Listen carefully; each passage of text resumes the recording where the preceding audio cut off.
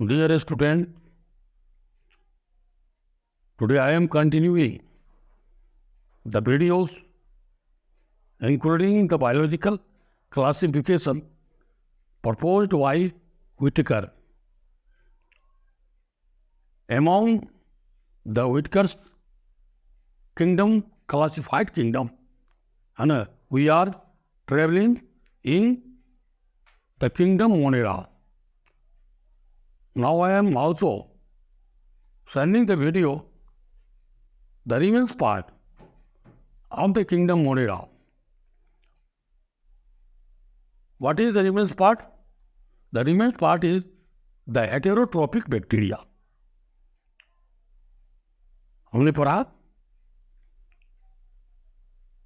Autotrophic bacteria को, हमने पढ़ा आर्किया को, आर्की बैक्टीरिया को, आज हेटेरोट्रॉफिक बैक्टीरिया को हम देख रहे हैं।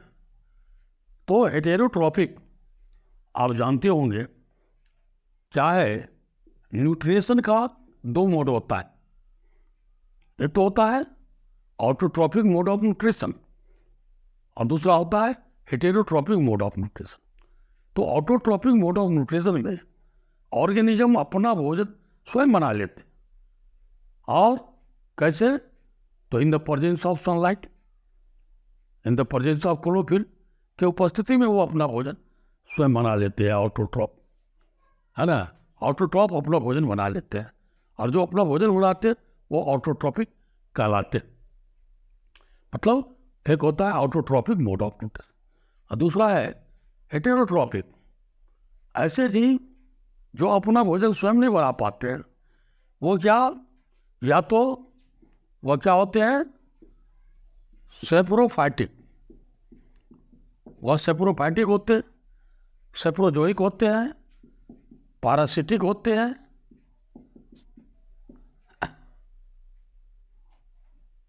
और फ्री लिविंग होते। तो ये जो हेटेरोट्रॉफिक बैक्टीरिया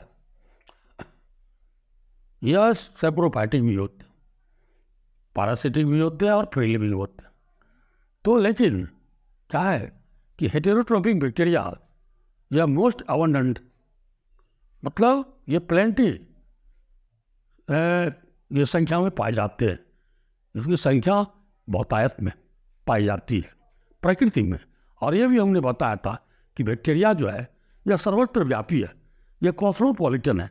यह वाटर में, लैंड पर और एयर में, फिर मतलब कि एनिमल्स के इंटेस्टाइन में यह पाया जाता है।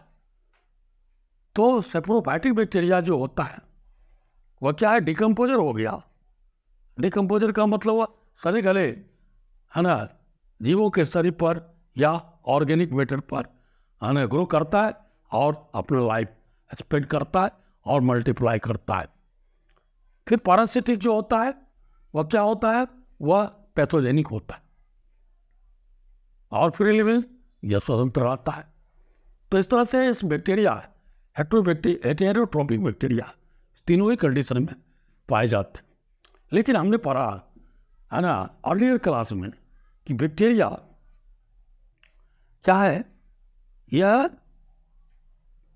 फो और क्या कहते हैं फ्रेंड दोनों, यानी मतलब यह मित्र भी है और ये दुश्मन भी है। मतलब ये दोनों तरह का फंक्शन करता है। तो बैक्टीरिया बहुत ऐसे है जो हमारे लिए काफ़ी लाभकारी है।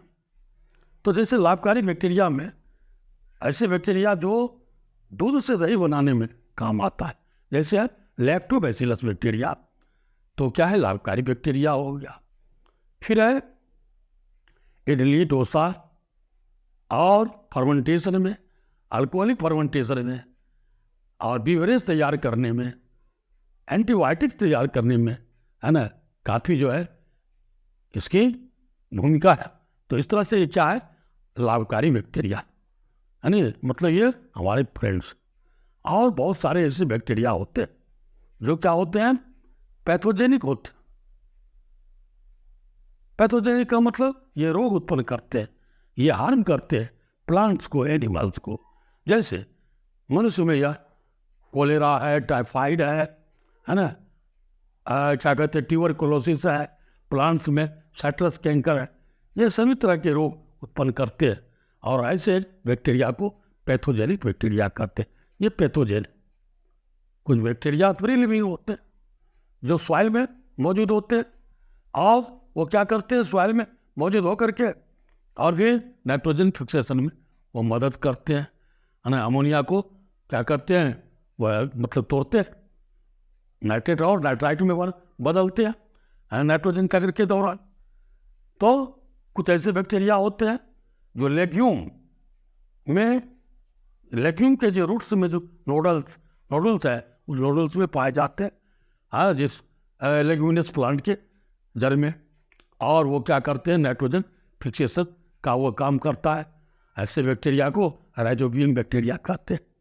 तो इस तरह से बैक्टीरिया चाहे हम देखते हैं कि यह लाभकारी भी है और यह हानिकारक भी होता है, लेकिन यह क्या है, कॉस्मोपॉलिटन है और पर्याप्त संख्या में, और इसके मल्टीप्लिकेशन की भी दर काफ़ी होती है अधिक।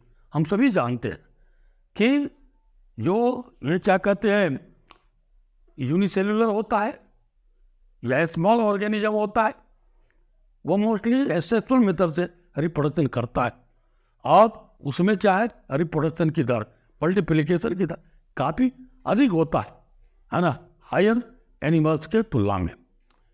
तो बैक्टीरिया क्या करते हैं 3 तरीके से, है ना, ये रिप्रोडक्शन करता है। सबसे पहला रिप्रोडक्शन होता है वह क्या है, यह बाइनरी फ्यूजन करता है, यानी इसमें बाइनरी फ्यूजन होता है। बाइनरी फ्यूजन का मतलब द्विखंडन, इसके शरीर 2 भाग में, है ना, विभक्त हो जाते हैं। तो बैक्टीरिया में तीनों ही प्रकार का रिप्रोडक्शन होता है। तो पहला होता है बाइनरी फ्यूजन। तो बाइनरी फ्यूजन में देखते हैं कि एक बैक्टीरिया 2 भाग में विभक्त हो जाता है सिंपली, और यहाँ पर जैसे हम देख रहे हैं कि ये जो है बैक्टीरियल सेल वाल है। हम सभी जानते हैं बैक्टीरिया क्या है, प्रोकैरियोट है। तो इसमें सेल वाल है, और सेल वाल के नीचे क्या होता है, सेल मेम्ब्रेन होता है, और ये सेल मेम्ब्रेन होता है, और इसमें ये क्या होता है, सर्कुलर डीएनए होता है। ये हो गया डीएनए। तो ये जब विभक्त हुआ तो इक्वल डिवीजन हम देख रहे हैं इसमें, ये भी है, और इसी का डिवीजन मतलब डिवाइडेड पार्ट है। तो ये क्या है, डिवाइडिंग बैक्टीरियम। हम तो क्या लिखेंगे, फिगर, है ना, फिगर ए डिवाइडिंग बैक्टीरियम, एक डिवाइडिंग बैक्टीरियम। ये डीएनए हो गया, इधर भी डीएनए है। तो ये देखते हैं हम 2 पार्ट में, एक बैक्टीरिया डिवाइड हो गया और ये क्या होगा, 2 बैक्टीरिया में बदल जाएगा। तो इस क्रिया को बाइनरी फ्यूजन कहते हैं। वैसे आप पढ़े होंगे क्लास 10th में, फ्यूजन जो है 2 तरह का होता है, एक होता है बाइनरी फ्यूजन, एक होता है मल्टीपल फ्यूजन। तो इसमें क्या होता है, बाइनरी फ्यूजन होता है। बाइनरी फ्यूजन में क्या होता है, one organism and divide into 2 equal parts, and then each part and becomes developed as a new organism। क्या होता है, बाइनरी फ्यूजन में एक मातृजीव जो है ना, वह क्या होता है 2 भाग में विभक्त होता है, और प्रत्येक भाग जो है, दोनों भाग में प्रत्येक जो है वह नए जीव में बदल जाता है, वह बाइनरी फ्यूजन होता है। तो इसमें पहला जो मोड है रिप्रोडक्शन का वो हो गया बाइनरी फ्यूजन। फिर इसमें खाता है अंडर अनफेवरेबल सर्कमस्टेंस, पर्यावरण के प्रतिकूल परिस्थिति में क्या होता है, यह स्पोर्स बनाता है। स्पोर्स कैसा होता है, इसे होता है स्पोर्स, यह क्या होता है, स्पोर्स बनाता है ना। पर्यावरण के प्रतिकूल परिस्थिति में यह स्पोर्स बनाता है। फिर स्पोरुलेशन की क्रिया एक अलग होती है, लेकिन स्पोर्स इस तरह से स्पोर्स बना लेता है। और फिर क्या होता है, इसमें some sort of sexual reproduction also take place. इसमें कुछ हद तक है ना सेक्सुअल रिप्रोडक्शन भी होता है। और सेक्सुअल रिप्रोडक्शन कैसे होता है, bye adopting the DNA transference क्या करता है, दो बैक्टीरियम एक दूसरे को क्या करते हैं, डीएनए का ट्रांसफरेंस करता है, और वो उसका डीएनए और वो उसका डीएनए ले लेता है, और डीएनए के ट्रांसफरेंस से क्या होता है, डीएनए के ट्रांसफरेंस से क्या होता है, सेक्सुअल रिप्रोडक्शन हो जाता है। तो इसके सेक्सुअल रिप्रोडक्शन में सिर्फ डीएनए का ट्रांसफरेंस होता है। तो इस तरह से बैक्टीरिया में तीनों ही प्रकार का रिप्रोडक्शन हो गया, है ना, बाइनरी फिजन, सेक्सुअल रिप्रोडक्शन। अब इसमें एक और हेटेरोट्रोपिक बैक्टीरिया में एक और ऑर्गेनिज्म आता है जिसका नाम आप सुने हैं, वह वेरी कॉमन है। वो क्या है, वह है माइकोप्लाज्मा। ये क्या है, माइकोप्लाज्मा, मोस्ट इम्पोर्टेंट, है ना, एस्पेक्ट है यह माइकोप्लाज्मा। ये क्या होता है माइकोप्लाज्मा, ये स्मॉलेस्ट सेल, है ना, ये क्या है, यह स्मॉलेस्ट सेल है, और ये स्मॉलेस्ट ऑर्गेनिज्म, स्मॉलेस्ट सेल है माइकोप्लाज्मा। और ये क्या है ना, विदाउट ऑक्सीजन ये सर्वाइव करता है। और माइकोप्लाज्मा को ही क्या कहते हैं, माइकोप्लाज्मा को ही PPLO कहते, है ना, इसको PPLO भी कहा जाता है। क्या हो गया PPLO को का फुल फॉर्म, है ना, pleuro pneumonia like organism. PPLO ये क्या करता है, पैथोजेनिक होता है, और विदाउट सेल वॉल का होता है, इसको भी आप समझ लेंगे, बिना ऑक्सीजन का ये सर्वाइव करता है। और ये क्या करता है, रिस्पिरेटरी ट्रैक्ट में रिस्पिरेटरी डिजीज उत्पन्न करता है, इसलिए न्यूमोनिया का नाम सुने होंगे। न्यूमोनिया क्या है, लंग्स डिजीज है, तो ये न्यूमोनिया उत्पन्न करने के लिए यह पैथोजेन का काम करता है।